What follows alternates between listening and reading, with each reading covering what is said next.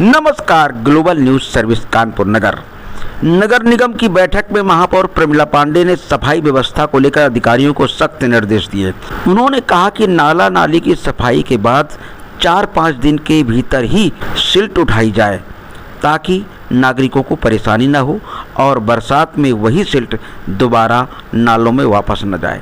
महापौर ने यह भी स्पष्ट किया कि नगर निगम की भूमि पर हो रहे अवैध कब्जों को तत्काल ध्वस्त कराया जाए और गरीबों को हाट बाजार हेतु स्थान उपलब्ध कराया जाए, जिससे उन्हें रोजगार का अवसर मिले और निगम को आय भी प्राप्त हो।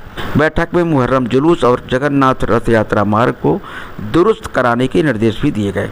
नगर आयुक्त अर्पित उपाध्याय की मौजूदगी में अभियंत्रण और स्वास्थ्य विभाग ने जोन वार सफाई की स्थिति प्रस्तुत की। महापौर ने कहा कि जनता की शिकायतों का त्वरित समाधान ही नगर निगम की प्राथमिकता है। ग्लोबल न्यूज सर्विस के लिए मैं डॉक्टर दीप कुमार शुक्ल, नमस्कार। देखिए बेटा, इधर कुछ टाइम से थोड़ा मैं पारिवारिक झंझट से थोड़ा मैं परेशान थी, तो मैं इधर नगर निगम, मुझे कम से कम 15 दिन से मैं नगर निगम नहीं आ रही थी। बीच में मैं 1 दिन के लिए आई थी। मैं जहाँ पर हूँ कम से कम दिन भर में बहुत फोन जाते हैं, ये कि सिल्ट नहीं उठ रही, मेरे दरवाजे सिल्ट रखी है। तो आज सुबह मैं इसका बैठक किया था। मेरे 6 जोन के सभी लोग थे, नगर आयुक्त था, अपर आयुक्त थे, चीफ साहब थे, स्वास्थ्य विभाग था, तो जिसमें 220 या 22 हमारे बड़े नाले हैं और 1485 हमारे स्वास्थ्य विभाग के नाले हैं। इन लोगों का ये कहना है कि 50% सब साफ हो गया, कहीं 50%, कहीं 80%, लेकिन इस पर और साफ हो गए हैं और 15 दिन के अंदर हम लोग पूरा 100% साफ कर लेंगे। लेकिन मैं परसों फिर आऊँगी सुबह, तो मैं स्टेशन से सीधे जोन 1 पूरा जहाँ ये बता रहे हैं स्वास्थ्य विभाग या जहाँ अभियंत्रण विभाग बता रहे हैं, मैं खुद जांच करूँगी।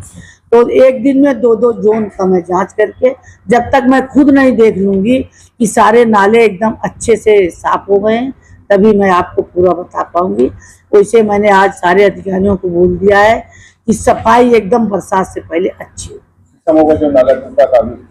हाँ, शीशा मऊ का नाला बेटा, वो नाला सन 80 का बना हुआ नाला था। अब यही तो मैं कहती हूँ कि भाई जो कब्जा कर रहे हैं उसको, उनको नोटिस दो, ये करो। अभी हमने जो घर गिराया था, जब हमने शीशा महू का नाला गिराया था, तो उसमें भी हमने पक्का और कच्चा 200-250 नाला गिराया था।